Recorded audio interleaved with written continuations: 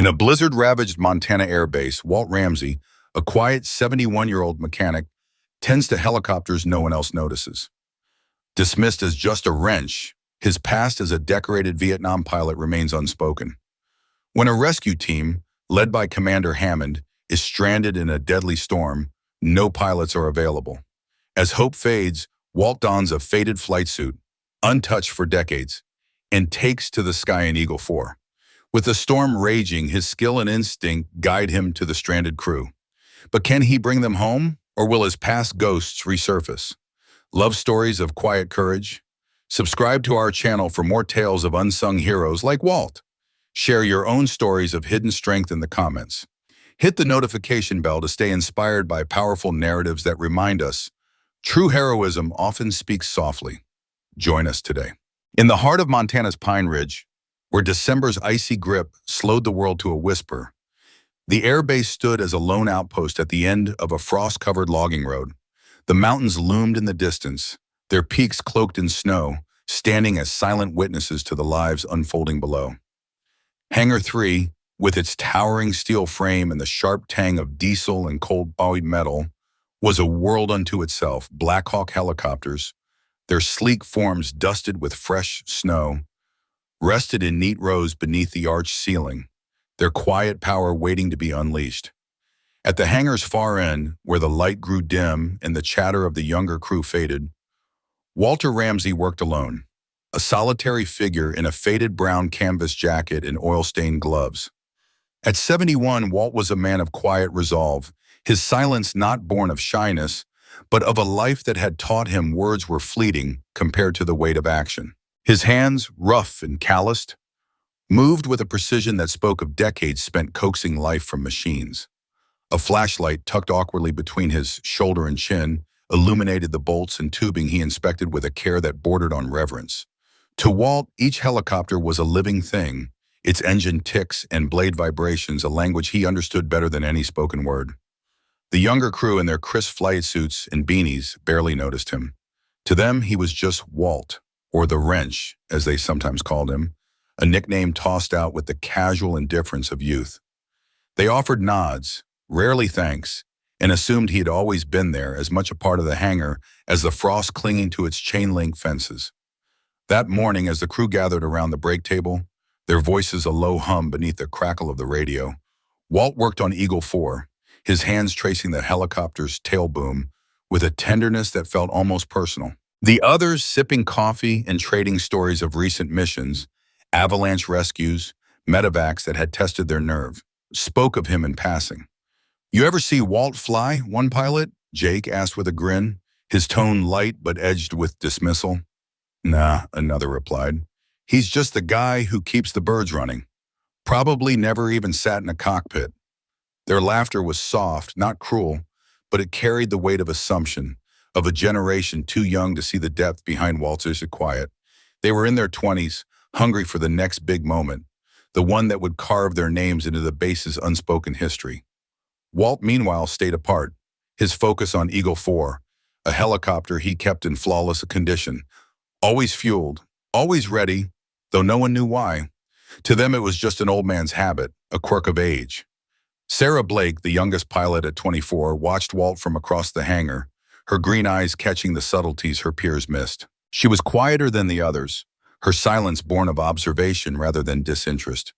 Something about Walt intrigued her, the way he paused before tightening a bolt, as if listening to the machine's pulse.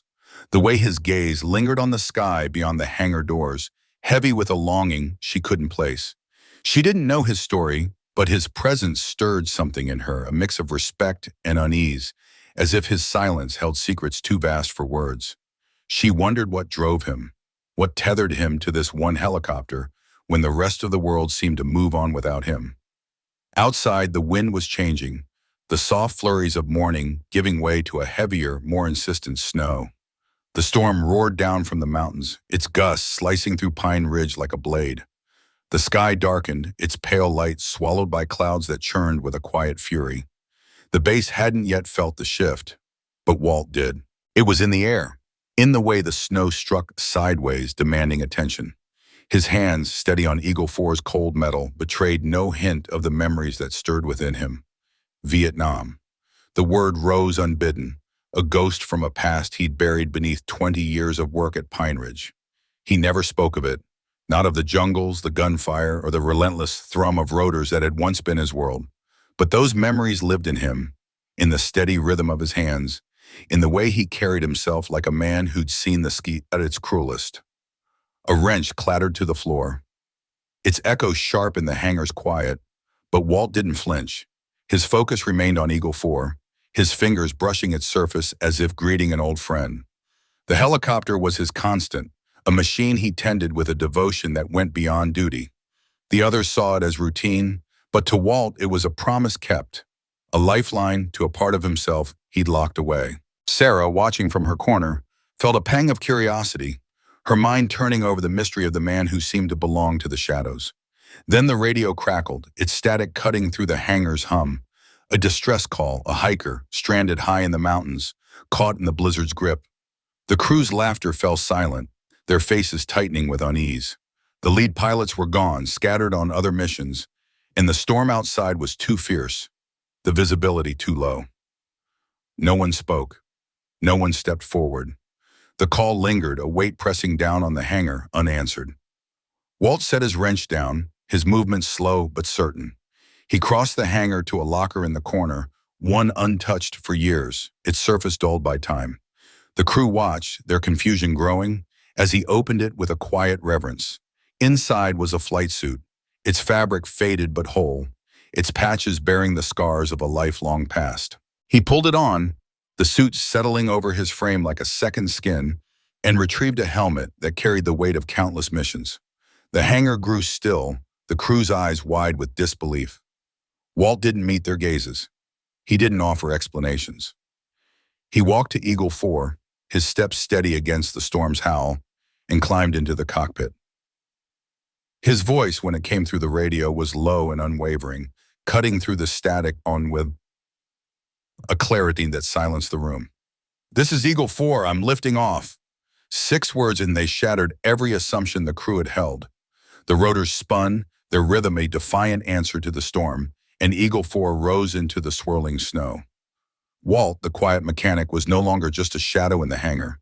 He was a man reclaiming the sky, a pilot stepping back into a role he'd never truly left behind. On those quiet nights when the hangar's fluorescent lights buzzed faintly, casting long shadows across the concrete, and the snow outside blanketed the world in a heavy, muffling silence, Walt Ramsay felt the past creep in. It wasn't just a memory, it was a weight, a tightening in his chest, a sensory flood that dragged him back to a time he'd tried to bury. He could still feel the slick burn of sweat pooling beneath his flight helmet, the way it stung his eyes as he gripped the controls. The deafening roar of rotor blades slicing through the thick, humid air of a jungle night filled his ears, each thump a heartbeat against the chaos. That mission, a medevac deep in the dense, unforgiving tree line, had been a desperate gamble. Radio signals had flickered in and out, swallowed by the vastness of the terrain, and the ground itself seemed to pulse with a life of its own, as if it resented their intrusion.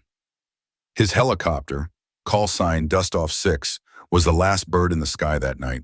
A team was pinned down, surrounded, with no way out except through the air. They'd made it in, dodging gunfire that lit up the dark like angry stars. The wounded were loaded, their groans and cries mingling with the chaos. But then it all went wrong. A shell exploded near the tail, the impact jarring the controls in Walt's hands.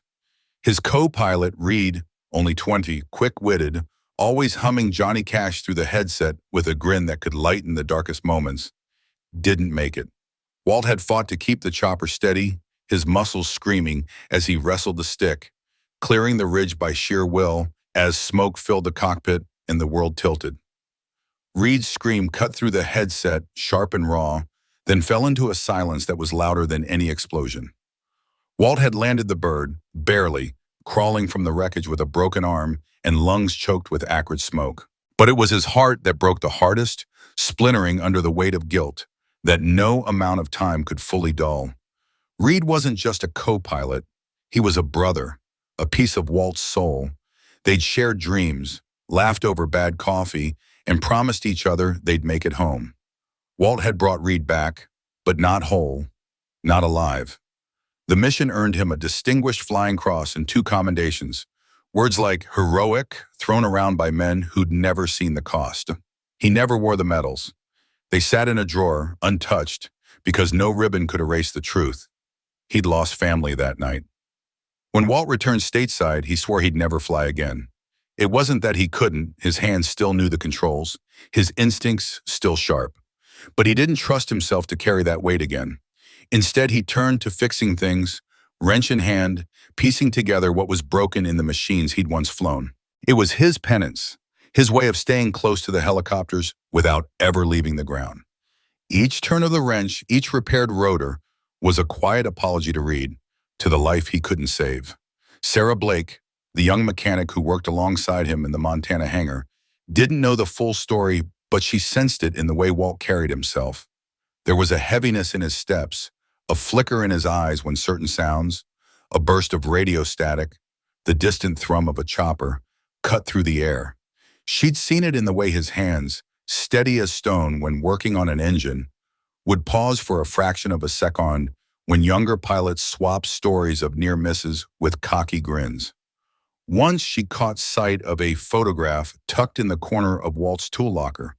It was faded, the edges curling from water damage, showing 2 young men in flight suits, one with his arms slung around the other, their smiles bright and fearless, as if the world could never touch them. She didn't ask about it, and Walt never spoke of it, but in the quiet moments between them, Sarah felt the unspoken. Walt wasn't grounded by age or weariness. He was anchored by ghosts, by a loss that lingered like frost on his bones. It started with a faint crackle over the radio one December evening, a whisper of trouble that most in the hangar dismissed. A squall was building north of the Sawtooth, the wind picking up, but Montana storms were as routine as the bitter black coffee in the break room, or the fuel lines that always seemed to need patching. Walt, though, froze mid-turn on a torque wrench, his hands still as his eyes flicked toward the hangar doors. The snow outside had shifted. It no longer fell in soft, lazy drifts, but whipped sideways in sharp, angry gusts, clawing at the windows with a hiss, like sandpaper on glass. The clouds had thickened, low and heavy, rolling over the peaks like a living thing, dark and restless. Walt knew storms like this. He'd flown through them before, felt their turbulence shake his bones, seen their rage blur the line between earth and sky. The signs were clear, and they were grim. Across the hangar, Sarah stood by the radio console, one ear pressed to the headset, her brow creasing as the signal crackled. "Eagle 2, repeat that," she said, her voice tightening with a mix of focus and dread. The response came in fragments, distorted by static. "Visibility dropping fast, winds ripping us sideways up here, can't see the ridgeline. We're going to need evac."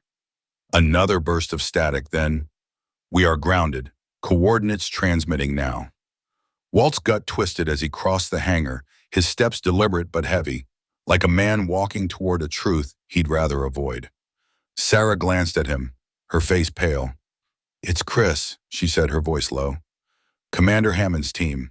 They were halfway through a medevac, picking up an injured hiker, when the storm hit.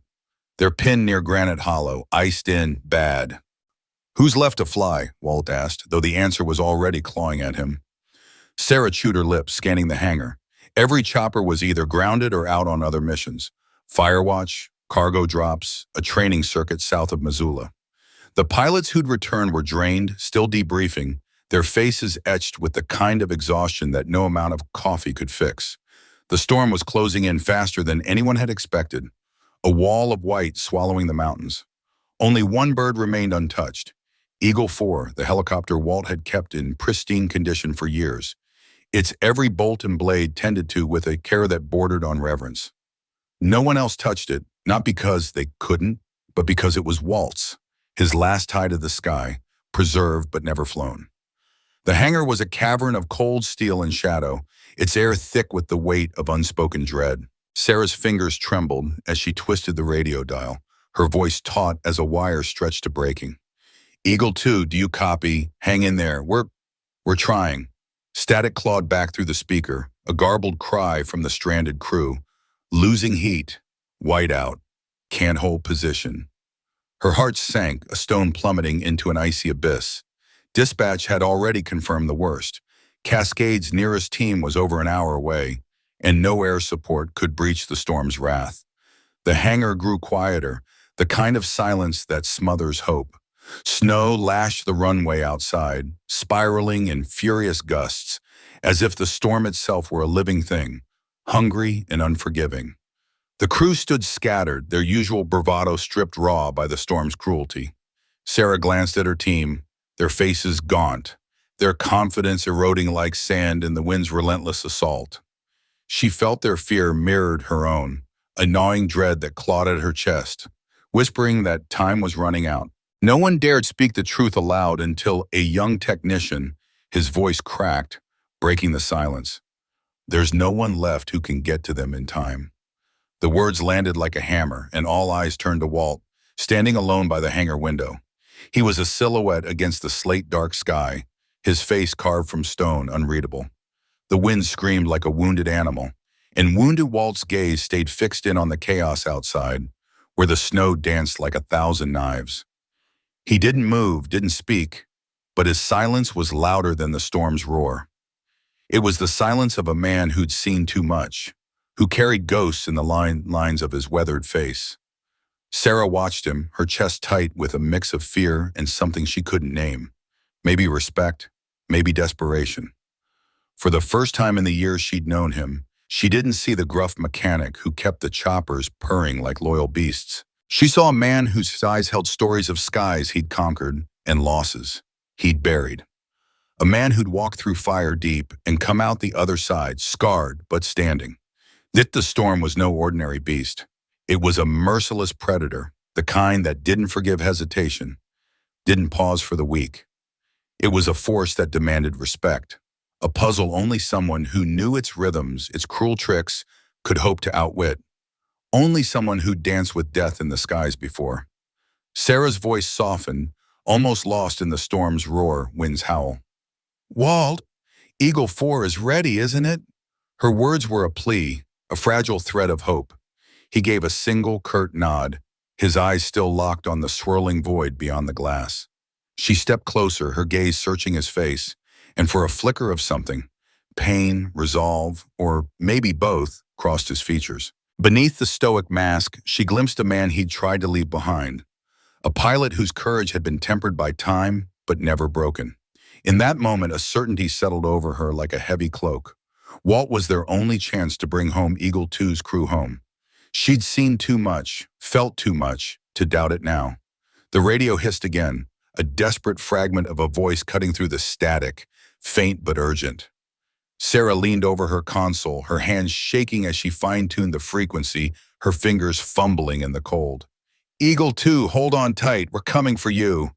But the words felt hollow, a prayer flung into a void, and she hated how fragile they sounded. She glanced across the hangar, where her crew had fallen into a stunned hush, their faces pale, their bravado gone like a snuffed candle. They were a team built for action, but now they stood frozen, the storm's weight pressing down on them all. The reality was inescapable. No backup was coming. The sky had sealed itself shut, skies closed to all but the impossible, all except the one man who hadn't flown in decades. Walt stood near Eagle 4, the helicopter he'd tended for years with the devotion care of a father. His hands hung loose at his sides, but his jaw was set, his eyes clouded with something distant, a weight only those who'd faced life and death choices made could carry. Sarah felt the gravity of his presence, the way he seemed to carry a world of unspoken stories in his stillness. She approached him slowly, her boots echoing softly on the concrete, her voice low but urgent, cutting through the quiet. "Walt," she said, her voice trembling with the truth she couldn't avoid. "You're the only one who can do this." She hesitated, the words might burn her throat. He didn't respond, didn't even turn to meet her eyes. His gaze stayed fixed on the snow beyond, swirling snow, as if he were seeing not just the storm, but every choice moment that had brought him to this moment here. Every choice, every sky he'd flown, every soul he'd saved or lost. Sarah stood beside him, the silence between them thick with unspoken fears and shared resolve. She didn't press him further, he didn't need to. The weight of the moment was enough to hold them both in its grip. After what felt like an eternity, Walt exhaled, a slow, heavy breath that seemed to carry years of buried pain resolve. Without a word, he turned and crossed the hangar, his steps deliberate, unhurried, like a man walking toward fate. He stopped at a sidewall, before a locker that stood untouched, rusted by time, a relic no one had seen him open touch in decades. The crew watched, their breath held, as he reached for the latch, his fingers steady despite the years. The click of it opening rang through the hangar, sharp like a gunshot, final and quiet. Inside hung a flight suit, its faded green fabric faded by time, softened by memories, a testament to a life he'd left behind. The name patch, Ramsay, was barely legible, a whisper from a name that once meant something more. Below sat at rest a helmet, its visor scratched but unyielding, its straps still knotted tight, as if waiting for him all this time. The years. Walt reached in, his hands steady but reverent, as if the suit were more than cloth. It was a piece of his soul, long buried, tucked away. He lifted it gently, his fingers tracing the worn seams, and for a moment his face softened, his eyes lost in a flood of memories. Triumphs, losses, moments only he could see. He didn't rush. He shed his worn jacket and boots, folding them with a care that was almost ritual, as if preparing for something sacred. Then he pulled the suit on, each movement deliberate, a reclaiming of who he'd been. He stepped into the flight suit. He pulled it on with slow, deliberate movements, the zipper rasping up, the front collar clicking, snapping shut, cuffs tightening with a faint snap. Each sound action was a vow, a return to the pilot man he'd been once was. He paused, holding the helmet in his hands, staring into its scratched visor as if confronting an old friend, or an old foe, or enemy. Finally, he lifted it to his head, the strap clicking shut beneath his chin with a sound that echoed a like-promised thunder. Sarah watched from a far distance, her breath catching, caught in her throat, her heart pounding with a mix of awe and terror-fear. What had she unleashed? Walt was no longer just a man. He was a legend reborn, a ghost called back to the living. He moved to Eagle 4, his hand gliding along the rotor's edge, not with the clinical touch of a mechanic's inspection, but with the intimacy of a pilot who knew his machine's soul. It was a ritual, a reunion, a reckoning with the past. He climbed into the cockpit, his movements fluid, as if despite the years hadn't passed, and began his checks. Switches flicked to life, panels glowed, lit up, and the engines stirred, their hum rising to a steady rhythm pulse. The helicopter seemed to come alive under his touch, as if it had been waiting for its master him. Loyal and eager ready. Sarah approached the side door, her voice trembling, but steady. "Walt, are you sure?" She searched his face for doubt, for any crack in his resolve, her heart torn between desperation and fear for the man she'd asked to face the abyss. He looked up, his eyes meeting hers clear beneath the visor, steady and unyielding. They held no bravado, no doubt, just quiet certainty, a resolve that burned like steel afire. He didn't say yes, he didn't need to. His silence was his answer, a promise as resolute as the mountains around them. The rotors roared to life, their scream blades slicing through the storm's fury like a blade, a defiance of fate itself.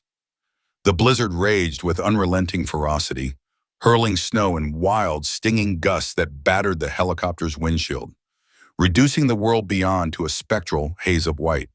The storm was a living thing, snarling and clawing, swallowing the landscape in its icy maw. Inside the cockpit, Walt Ramsay sat as a still point in the chaos, his weathered hands steady on the controls, his breath measured and deliberate. It had been over 30 years since he last piloted a chopper. Decades since he felt the hum of the rotors singing through his bones. Yet the moment the skids lifted from the tarmac, something primal stirred within him, like a long dormant ember flaring back to life. His muscles remembered the motions, his instincts sharp as ever, and a quiet thrill pulsed in his chest, a sensation only those who dance with the sky could ever understand. The helicopter rose into the storm's embrace, a fragile machine defying the fury of nature, and Walt felt alive again, as if he were a young man once more, reborn in the heart of the tempest. He kept his gaze fixed on the instrument panel, where the artificial horizon flickered. The altimeter ticked steadily, and the navigation system blinked through intermittent static. Outside, the storm was a maelstrom of white chaos, but inside the cockpit, Walt's world was clear, ordered, purposeful. The sky had changed over the years. New technology, new challenges. But Walt himself remained unyielding, a constant in the face of time's erosion. "Come on, girl," he murmured, his voice barely audible over the roar of the engines, his hand grazing the dashboard with the tenderness one might show a trusted friend. The helicopter was more than metal and machinery to him. It was a partner, a living thing that had carried him through countless missions. "Let's take this ride one more time." Snow lashed the canopy in relentless sheds, and ice began to creep along the rotor blades, threatening to weigh them down. The wind shoved the chopper with brutal force, first lurching it left, then yanking it right, as if the storm itself were trying to tear the machine apart. But Walt's hands moved with a quiet grace, adjusting the cyclic stick with the precision of a sculptor, each motion deliberate and smooth, coaxing the helicopter through the turbulence like a rider guiding a spirited horse across uneven ground. His eyes darted between the instruments and the shifting white void beyond the glass, his focus unshakable despite the storm's ferocity. He spoke again, softer now, his words meant for someone no longer there. "Reed, you'd be laughing your head off if you saw me out here," he said, a faint smile tugging at his lips. "You'd call me a damn fool for flying in this mess." He paused, swallowing hard against the ache that rose in his throat, the memory of his old friend as vivid as the storm outside. "But you'd get why I'm doing this. You'd know."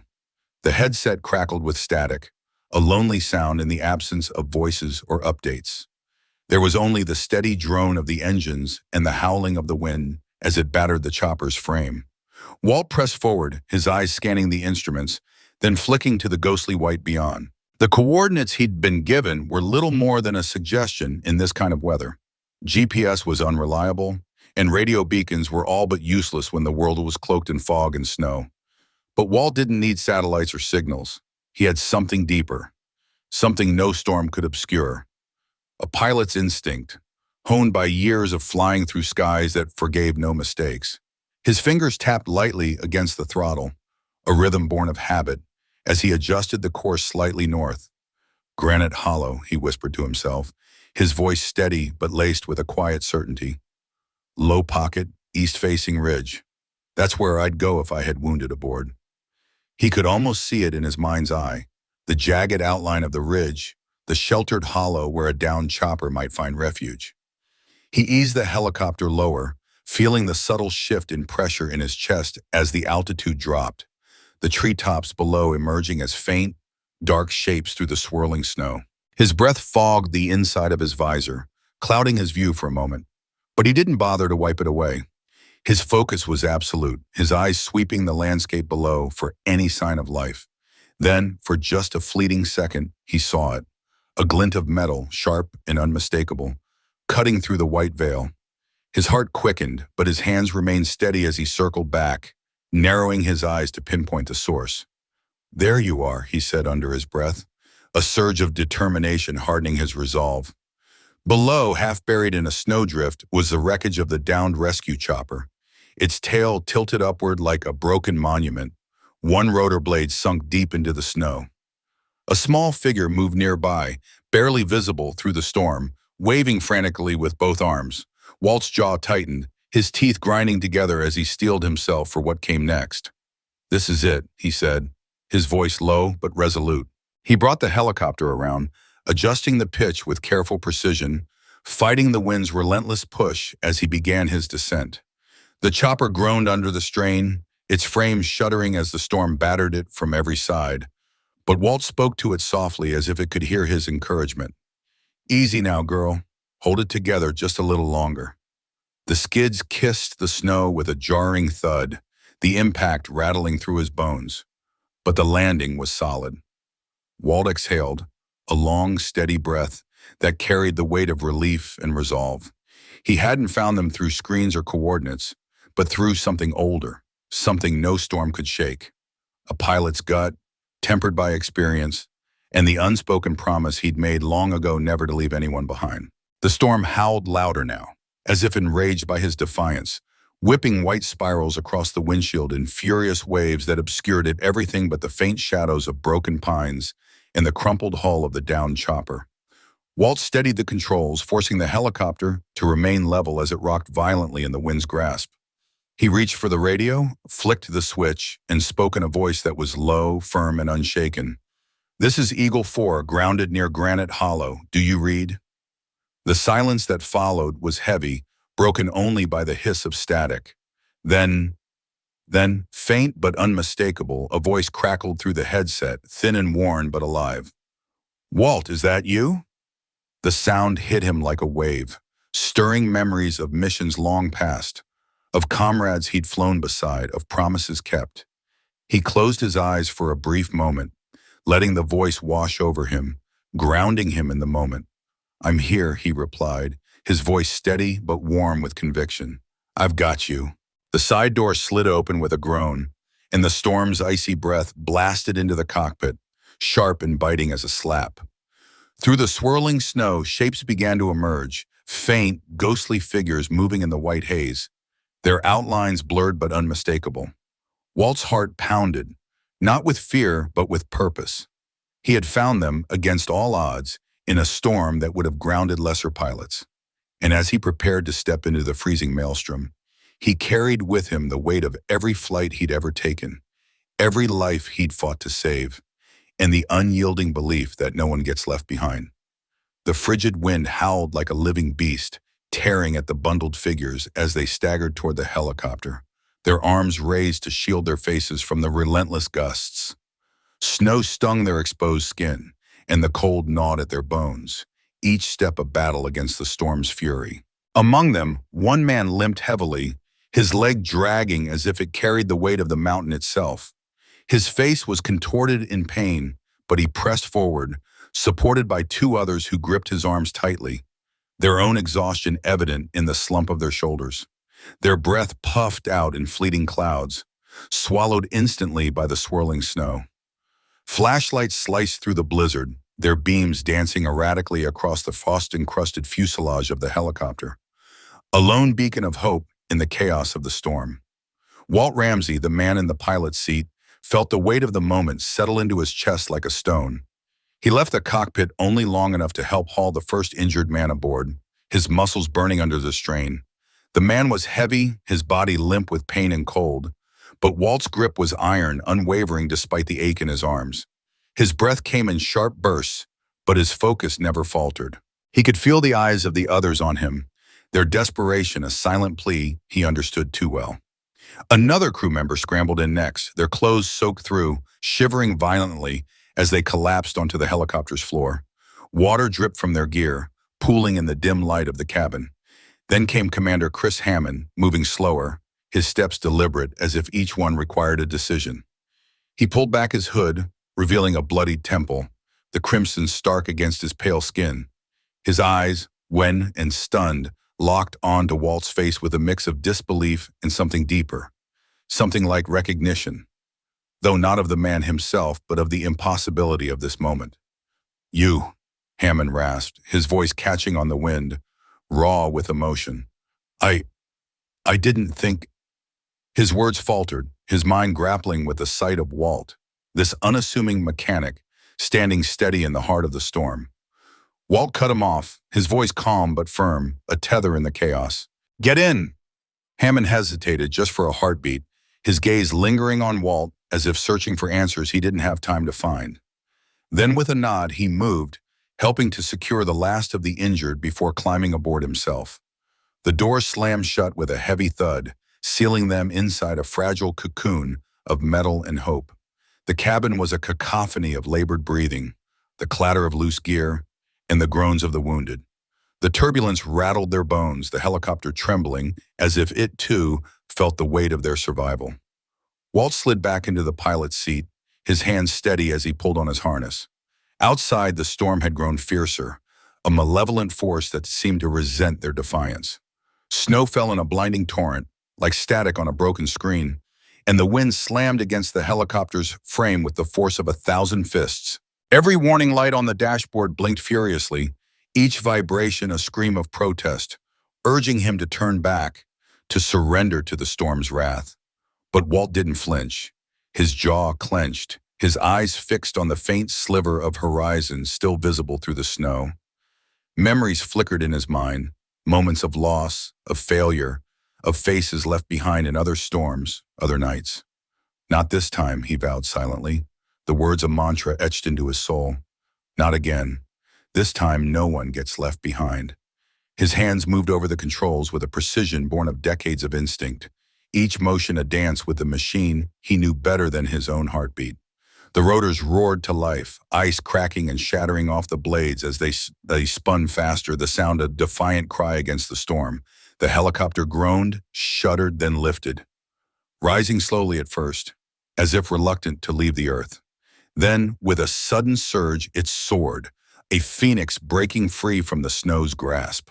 Below, the trees vanished into the white void, their dark shapes swallowed by the storm. The wind clawed at the skids, invisible hands trying to drag them back to the mountain's icy embrace. Walt angled the chopper hard into the gale, his hands adjusting pitch and yaw with the finesse of a master, each micro-movement a testament to skills honed long ago and never forgotten. The storm was an old rival, one he'd faced before and would face again, but tonight he would not yield. In the cockpit, Hammond sat in silence, his eyes fixed on Walt. This man, this so-called mechanic, commanded the sky with a quiet authority that belied his unassuming exterior. Hammond's mind raced, piecing together fragments of stories he'd heard, whispers of Walt's past, of missions flown in worse conditions than this, of a man who had once been more than a wrench-turner. The realization settled over him like the snow outside. Walt Ramsay was no ordinary man. As the mountain faded into a curtain of white behind them, one truth anchored them all. They were alive. Walt had come for them, defying the storm, the odds, and perhaps even his own doubts. The helicopter pressed forward, the storm's grip loosening as they neared safety. The snow thinned just enough to reveal the landing pad below, its lights flickering like distant stars beneath a layer of frost. The rotor's rhythmic thrum drowned out the silence as Walt guided the chopper down, each movement careful, deliberate. The helicopter settled onto the slick surface with a heavy thump, like a weary eagle returning to its roost. The moment Walt cut the engine, a profound hush fell over the hangar grounds, as if the world itself held its breath. No one moved at first. Then slowly, figures emerged from the warm glow of the base. Mechanics, radio techs, kitchen staff, even off-duty pilots who had thrown on jackets in haste. They stood in the snow, their faces a mix of awe and relief, watching as the helicopter's side doors opened. The rescue team, battered and bruised, stepped into the light, their breaths visible in the frigid air. Hammond was the last to descend, his steps cautious, his body still carrying the weight of the ordeal. He turned and offered a hand to Walt, who climbed out behind him. But Walt didn't need assistance. His movements were steady, purposeful, his helmet tucked under one arm as snow dusted his shoulders. He stood tall, unyielding, a quiet giant in the storm's aftermath. The crowd was silent, the usual banter and jests absent. No one teased, "Hey Walt, grab a wrench." No one spoke at all. The silence was heavy with reverence, not for medals or rank, but for something deeper. A courage that lived quietly, unnoticed, until the world demanded it roar. Sarah Blake pushed through the crowd, her eyes glassy with unshed tears, her heart pounding with a mix of gratitude and disbelief. She stopped before Walt, her voice barely a whisper, trembling with emotion. "You saved them," she said, her words catching in her throat. "You saved all of them." Walt gave a slight nod, a reflex more than a gesture of pride, his face unreadable but his eyes soft with understanding. Sarah shook her head, her voice breaking. "Why didn't you tell us who you were?" Commander Hammond stepped up beside her, snow streaking his jacket, his bloodied temple, a stark reminder of how close they'd come to not making it back. He looked at Walt, his gaze steady but filled with a quiet respect. The question hung in the air, unanswered, because Walt didn't need to explain. His actions had spoken louder than any words could, a testament to a man who carried his past in silence, but rose without hesitation when others needed him most. The air in the hangar was thick with the chill of a winter night, the kind that seeped into your bones and made every breath feel sharp. The crew stood frozen, their eyes locked on Walt Ramsay, a man whose weathered face and calloused hands had always blended into the background of their bustling world. One of them, a young mechanic named Carter, stood with his brow furrowed, his mouth half open, as if the words he'd meant to say had evaporated. They'd all thought Walt was just a mechanic, a reliable pair of hands. Nothing more. But now, in the dim glow of the hangar's lights, something unspoken hung between them, heavy and undeniable. Walt's expression didn't shift. His eyes, a deep gray that seemed to hold years of untold stories, remained steady, meeting each gaze without flinching. The silence stretched, taut as a wire, until he finally spoke, his voice low and deliberate. "Some things you don't explain. You just show." The words landed like stones in still water, rippling through the cold air. They weren't loud, but they carried a weight that made everyone pause, as if the hangar itself was listening. Sarah Blake stood a step behind the others, her arms crossed tightly against her chest. Her dark hair was pulled back, but a few strands had escaped, framing her face in the soft light. She lowered her eyes, unable to meet Walt's steady gaze. A knot of emotions twisted inside her.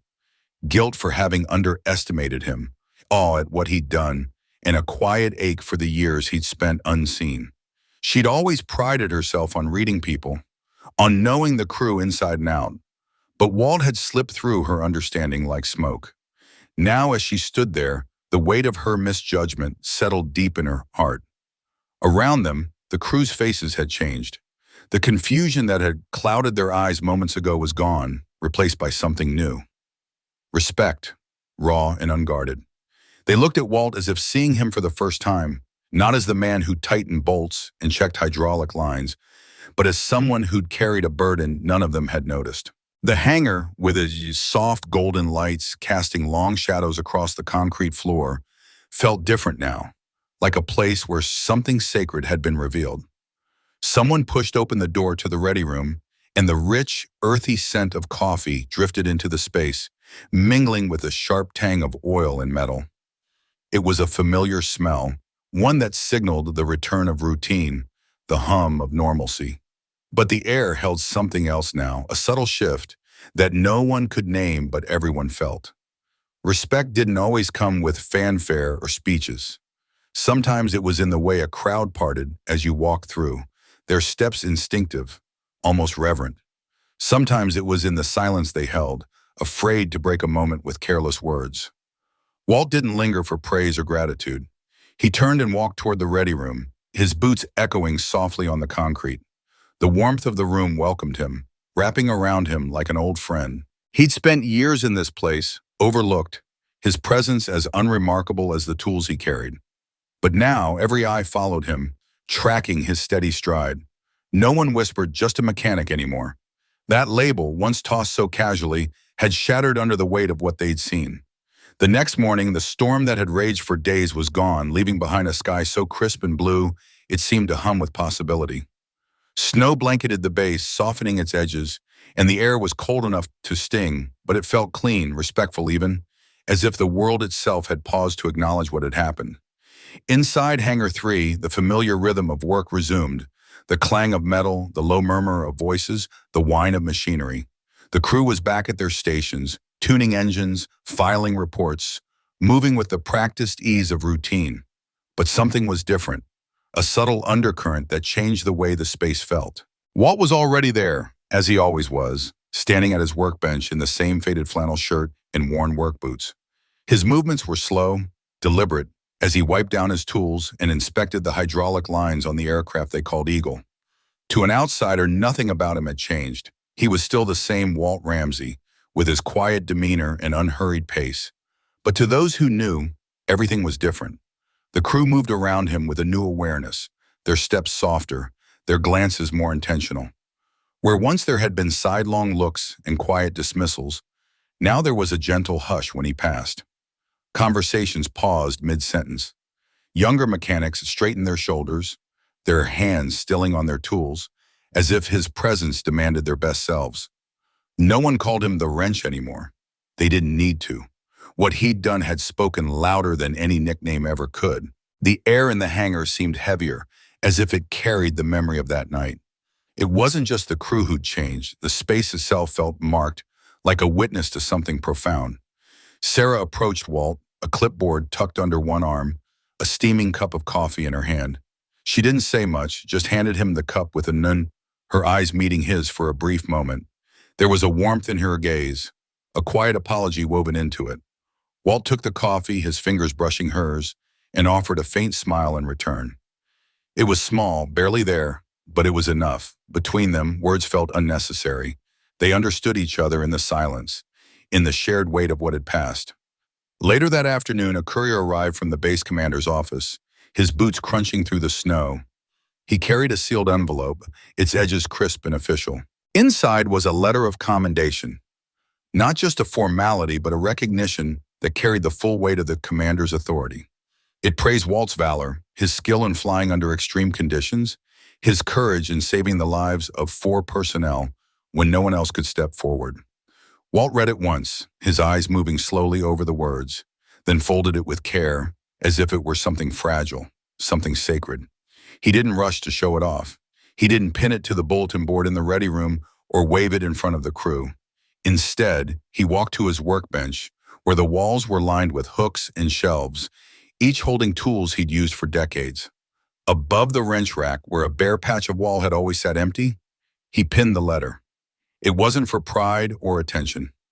It was for memory, for Reed, for the ones who hadn't come home, for the flight suits he still saw in his dreams, for the promise he'd made to himself in the snow all those years ago. That night, as the sun dipped below the horizon, casting long golden shadows through the hangar, Walt stayed late. The base had settled back into its rhythm, the hum of activity fading as the day wound down. But Walt lingered at his workbench, cleaning tools that were already spotless. He didn't need to stay, but the familiar weight of a wrench in his hand, the soft clink of metal against metal, grounded him. It always had. Legacy wasn't always a parade or a medal. Sometimes it was the tool you passed to the next generation, the nod you received without a word, the quiet shift in how a room held you. Walt didn't need applause. He just needed to know that someone remembered. And now, at last, they did. As dust settled, the sun broke through the clouds, painting the sky in soft gold. The hangar stood quiet, its lights glowing like a beacon in the cold. Walt glanced out at the fading light, his hands stilling for a moment. Then he turned back to his tools, the rhythm of his work unbroken, carrying him forward as it always had. Dawn broke over the jagged peaks, sunlight cascading across the snow-draped expanse that encircled Pineridge Air Base. The storm had raged through the night, but now the world lay still, as if the earth itself had exhaled, leaving behind a pristine silence that felt almost sacred. Walt Ramsay stood just outside the hangar, his breath visible in the crisp air, a steaming mug of black coffee clutched in one weathered hand. The other hand rested deep in the pocket of his worn canvas coat, fingers tracing the familiar outline of a small keepsake he never spoke of. The cold nipped at his exposed skin, but Walt didn't seem to notice. His gaze was fixed on the mountains, their serene slopes cloaked in fresh snow, untouched by the case of the previous night's tempest. They stood as they always had, steady and unyielding, much like the man who watched them now. High above, a pair of hawks traced lazy circles against the pale sky, their wings cutting through the stillness with a grace that stirred something deep within him. Walt's eyes followed their dance, his thoughts drifting to the night before, when he'd piloted his plane through those same mountains, the storm's fury clawing at the wings. The memory of it lingered in his bones, a quiet ache, not of fear, but of something heavier, something he'd carried for years. "Some storms," he murmured, his voice barely louder than a thought. "You fly straight into." He paused, the faintest smile tugging at the corners of his mouth, etched with lines that told stories he rarely shared. "Some, you fight your way through." His eyes softened, gazing inward now. "And some, they're already inside you." The words hung in the air, fragile yet weighty, before dissolving into the silence. The wind stirred briefly, a gentle rustle that brushed against his coat, but it no longer carried the howl it once did, not in the world around him, and not in the quiet corners of his soul. Walt's mind wandered to the past, to faces that still visited him in moments like these. Reed's infectious laugh, rough and warm, echoed faintly, a sound that had once filled the cockpit during the long missions. The crackle of voices over the radio, urgent and steady, played like a distant song. The heat of flames, the acrid bite of smoke, they were there too, softened now, like old photographs tucked into a drawer. They no longer sliced into him with the sharpness of fresh wounds, but they hadn't faded entirely either. They were part of him, woven into the fabric of who he was, a tapestry of loss and survival, of duty and quiet resilience. He lifted his coffee mug slightly, a subtle gesture to the sky, to the mountains, to the ghosts who walked with him still. A silent salute to those who hadn't come home, and to the man he'd been when he'd carried their weight alone. Behind him, the hangar buzzed with the rhythm of life. Young mechanics traded jokes over the clatter of tools, their voices bright with the carefree energy of youth. Radios crackled intermittently, spitting out weather updates in a monotone drone. And there was Sarah Blake, her calm, measured tone cutting through the noise as she reviewed flight logs with a meticulousness that reminded Walt of himself decades ago. The crew didn't hover around him, didn't interrupt his solitude, but he felt their glances. Brief, respectful, tinged with something akin to awe. They saw him not just as the grizzled pilot who'd flown through last night's storm, but as something more, a man who carried a quiet strength, a history they could only guess at. Walt turned slowly toward the hangar, his boots crunching in the snow, each step deliberate. The burden he'd shouldered for so long hadn't disappeared, but it had changed. It no longer chained him to the past, dragging behind him like a punishment. Now it walked beside him, an old friend he'd made peace with, its presence familiar rather than oppressive.